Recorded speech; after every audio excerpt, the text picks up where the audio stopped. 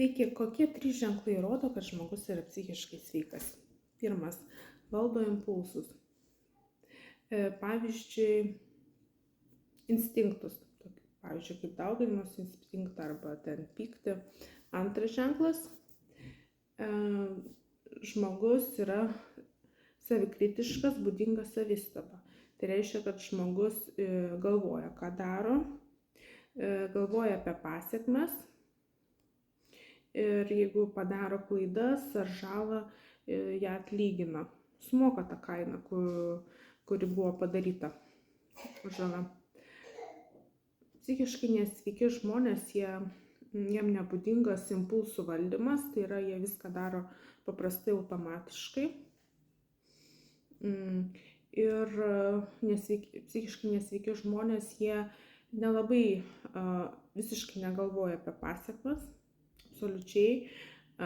Pavyzdžiui, psichopatai niekada negalvoja, ar aš čia teisingai darau, ar aš čia gerai ar blogai. Pas juos tokių minčių nėra. Taip pat psichiškai sveiki žmonės pažįsta savo minusus, pliusus,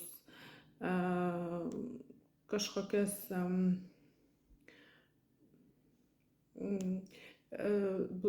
savo minusus, savo silpnybės ir save kritiškai vertina. Psichiškai nesveiki žmonės save arba pervertina, arba nuvertina, nemato savo tikrojo vaizdo. Ir trečias dalykas, tai būtų apie skausmo sukelimą kitiem. Tai jeigu žmogus psichiškai sveikas, tai jis, jeigu sukėlė savo arba kitiems skausmą kažkokį psichologinį ar fizinį, tai stengiasi jį sumažinti. Visada stengiasi sumažinti. Psichiškai sveikas žmogus, jeigu padarė klaidą, jis stengiasi atsilyginti, sumokėti žalą.